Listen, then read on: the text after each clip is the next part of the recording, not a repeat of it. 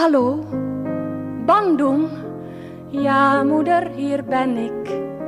Dag liefste jongen, zegt ze met een snik. Hallo, hallo, hoe gaat het ouwe vrouw? Dan zegt ze alleen, ik verlang zo erg naar jou. Lagu ini berjudul Halo Bandung, yang dinyanyikan oleh penyanyi asal negeri Tulip Belanda bernama Wieteke van Dort dengan nama bekennya yakni Tante Lien. Tante Lien sendiri lahir di Surabaya tahun 1943. Tante Lien merupakan orang Belanda yang menetap di Indonesia sampai pada akhirnya terpaksa harus kembali ke negara asalnya dikarenakan pada saat itu Indonesia sedang mengalami gejolak politik, di mana era ini dikenal dengan masa bersiap. Seluruh aset yang dahulunya milik Belanda dinasionalisasikan, dan pembersihan terhadap seluruh orang-orang Belanda yang tersisa di Indonesia pasca terjadinya Perang Dunia Kedua. Tante Lien yang kala itu masih sangat belia, pada akhirnya menetap di Den Haag bersama keluarganya. Di Den Haag, Tante Lien menekuni bidang seni. Dia menulis 17 puisi yang didedikasikan untuk ibunya. Diterbitkan oleh penerbit Naich dan Van Ditmar, dan dia muncul di surat kabar dan radio sebagai penyair termuda di Belanda. Karir Tante Lien di bidang seni sangat moncer. Di tahun 1979, Tante Lien mengisi program acara di televisi Belanda berjudul The Late Late Lien Show selama 3 musim. Acara ini berisi tentang hiburan yang menampilkan budaya Indo sebagai ciri khasnya. Hal ini selaras dengan pengalaman Tante Lien yang dulu pernah tinggal di Indonesia, sehingga Tante Lien sangat cocok dalam memainkan peran di acara ini. Dan dari acara inilah Wieteke van Dort dikenal sebagai Tante Lien. Tante Lien sendiri memang sangat merindukan Indonesia sebagai negeri kelahirannya.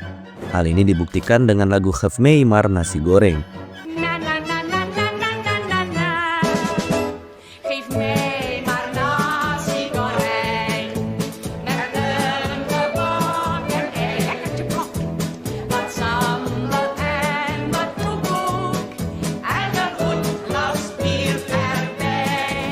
Yang berisi tentang keresahannya ketika ia tinggal di Belanda dengan masakan yang menurutnya kurang cocok dengan lidahnya yang sudah terbiasa dengan masakan khas Indonesia. Selain itu, di acara The Late Late Lien Show, Tante Lien seringkali kedapatan menyanyikan lagu berbahasa Indonesia. Namun, ada sebuah lagu yang menurut saya paling menyentuh, yakni Halo Bandung. Halo Bandung sendiri ditulis oleh penyanyi asal Belanda bernama Willy Derby yang dirilis tahun 1929. Kemudian dinyanyikan kembali oleh Tante Lien di tahun 1979. Lagu ini mengisahkan tentang seorang perempuan tua yang pergi ke kantor telegraf Kortwijk dan menghabiskan sisa uangnya untuk menggunakan sambungan telegraf agar bisa menghubungi anaknya di Hindia Belanda, di mana pada saat itu stasiun radio telegraf di Hindia Belanda hanya ada di Bandung. Terlepas dari kisah yang terdapat di dalam lagu ini, ternyata lagu ini menyimpan sejarah tentang teknologi komunikasi yang pernah ada di Hindia Belanda, di mana jauh sebelum era internet, Indonesia yang dahulu bernama Hindia Belanda pernah memiliki pusat komunikasi jarak jauh bernama Stasiun Malabar yang terletak di Kabupaten Bandung. Untuk itu, mari kita bahas.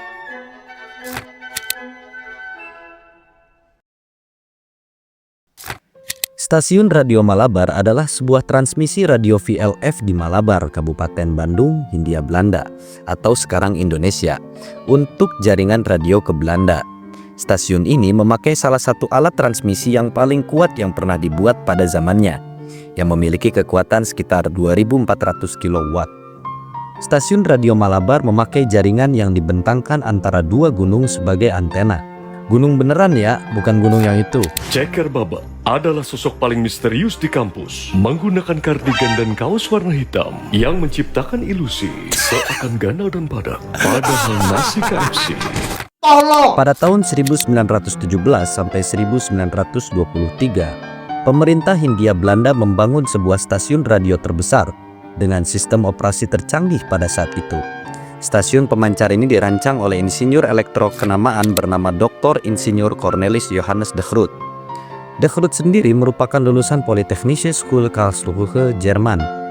Bahkan saking canggihnya, sempat diperhitungkan dan masuk ke sejarah perkembangan radio dunia karena jadi penghubung komunikasi Hindia Belanda dan Belanda yang jaraknya sejauh 12.000 km.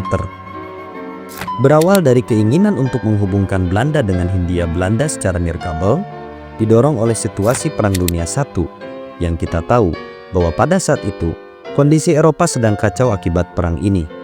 Namun pada saat itu Belanda tidak terlibat dalam perang ini.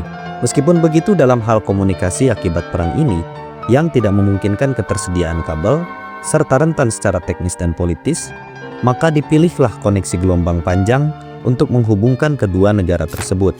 Wilhelm Smith & Co. Transformatorenfabrik memasok kumparan besar dan beberapa trafo. Sementara generator dipasok oleh Smith Slicker Veer. Karena membutuhkan energi yang sangat besar, sebagai pendukung tenaga listrik dibangun PLTA Dago, PLTA Plengan, dan PLTA Lamajan, serta PLTU di Dayakolot. Antena dibentangkan sepanjang 2 km antara Gunung Puntang dan Gunung Halimun untuk memancarkan gelombang radio. Ketinggian antena dari dasar lembah rata-rata 350 meter.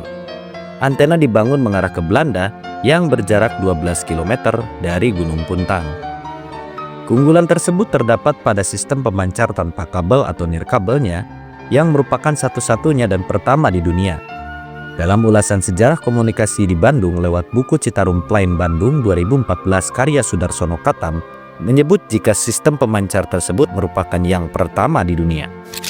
Stasiun Radio Malabar diresmikan oleh Gubernur Jenderal Dirk Vogt pada 5 Mei 1923. Beberapa hari sebelum peresmian, badai tropis dengan kilatan-kilatan petir telah merusak sejumlah peralatan penting termasuk pemancar. Hal ini membuat peresmian terancam diundur. Namun, ternyata peresmian tetap dilakukan dengan cara mengirim pesan telegraf radio kepada Ratu Belanda dan Menteri Urusan Koloni. Tetapi tidak ada jawaban dari stasiun di Belanda. Baru pada 6 Mei 1923 malam, pemancar dapat berfungsi dengan baik. 3 tahun kemudian, tepatnya pada tanggal 7 Januari 1929, stasiun Radio Malabar dapat digunakan oleh umum. Yang pertama kali menggunakan alat komunikasi ini adalah Ratu Emma, ibunda dari ratu yang kala itu menjabat Wilhelmina. Ratu Emma yang sudah berusia 70 tahun duduk menghadap meja. Di atas meja tersebut ada mikrofon besar. Inilah saat dimulainya peresmian sarana telekomunikasi telepon antara Belanda dan Indonesia yang terbuka untuk umum.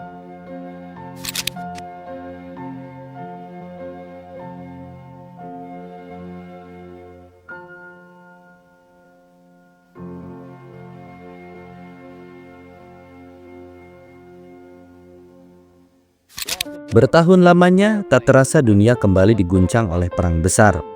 Kali ini cakupannya bukan hanya Eropa, namun Afrika, bahkan Asia.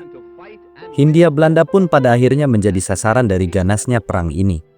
Pada tanggal 8 Maret 1942, Belanda pada akhirnya harus menandatangani kapitulasi Kalijati, yang isinya Belanda menyerah tanpa syarat kepada Jepang. Ini tandanya seluruh aset milik Belanda termasuk stasiun Radio Malabar menjadi hak milik Jepang. Ini ditandai dengan disiarkannya siaran radio terakhir Belanda di negeri koloninya. Hier is de Nierom te Bandung. Wij gaan u sluiten, luisteraars. Vaarwel tot betere tijden. Leven het vaderland, leven de koningin.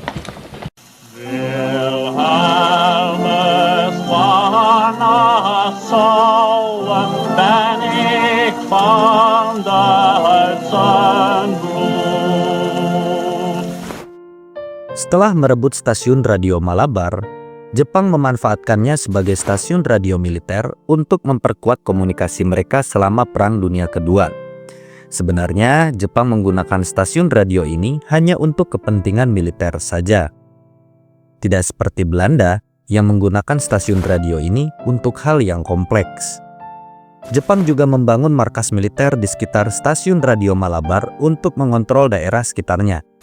Namun hal ini tentunya tidak berlangsung lama, karena 3 tahun setelahnya, yakni di tahun 1945, tentara Jepang mengalami kekalahan dalam Perang Pasifik, yang menyebabkan Jepang harus hengkang dari Hindia Belanda. Adanya kekosongan kekuasaan ini berhasil dimanfaatkan oleh pemuda pribumi dari Dinas Pos, Telegram, dan Telepon atau PTT untuk merebut kembali stasiun radio Malabar dari pihak Jepang dan kemudian melakukan hubungan dengan pemuda PTT yang menguasai pemasaran radio. Namun tak lama berselang, Belanda berusaha merebut kembali Hindia Belanda, termasuk Bandung dan seluruh asetnya. Sasaran vital yang mesti direbut adalah stasiun ini.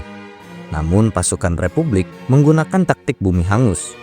Istilah Bandung Lautan Api pun pada akhirnya menggelora ke seantero negeri, yang diabadikan ke dalam sebuah lagu berjudul Halo Halo Bandung, sebagai bentuk perlawanan atas kolonialisme. Sebenarnya lagu Halo Halo Bandung ini tidak terlepas dari adanya stasiun radio Malabar. Mengingat pada saat Ratu Emma mengatakan Halo Bandung, hier Den Haag, kalimat itu langsung viral di seantero negeri Hindia Belanda dan dijadikan oleh Belanda sebagai kalimat propaganda bahwasannya Belanda akan terus menguasai negeri ini. Namun kalimat itu ditepis oleh lagu Halo Halo Bandung yang menyatakan bahwa rakyat Bandung akan terus berjuang sekalipun berada di dalam kobaran api. Namun sangat disayangkan, karena stasiun radio Malabar merupakan objek vital karena dapat digunakan oleh Belanda sebagai sarana komunikasi untuk kepentingan militernya, maka dengan terpaksa, tentara Republik harus meledakkan stasiun radio ini di tahun 1946. Dan berakhirlah eksistensi stasiun radio yang dahulu pernah mengukir namanya sebagai stasiun radio tercanggih di dunia. Kini kita bisa melihat bekas bangunan stasiun radio Malabar di wilayah Gunung Puntang, Cimaung, Kabupaten Bandung, Jawa Barat. Lokasinya masih berada di dalam satu kawasan dengan jalur arah Pangalengan. Tempat ini dijadikan destinasi pariwisata yang direkomendasikan bagi kalian yang senang dengan alam. Firsa Besari, penyanyi si paling pendaki gunung, juga pernah datang ke tempat ini.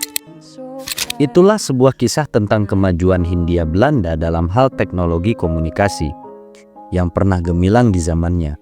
Namun seperti kata Ariel Noah, tak ada yang abadi.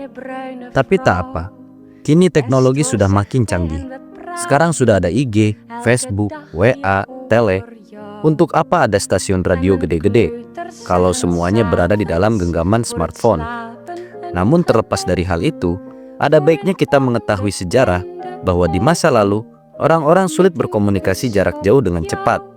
Berkat adanya stasiun radio Malabar ini mengilhami insinyur yang ada di dunia untuk mengembangkan inovasi pertelekomunikasian yang lebih canggih sampai hari ini. Itu saja dari kami, saya Ujang Lagos izin pamit. Belajar dari mana saja, karena kasih sayang Tuhan berawal dari hal yang kecil. Dah. Dan zegt ze alleen, ik verlang zo erg naar jou.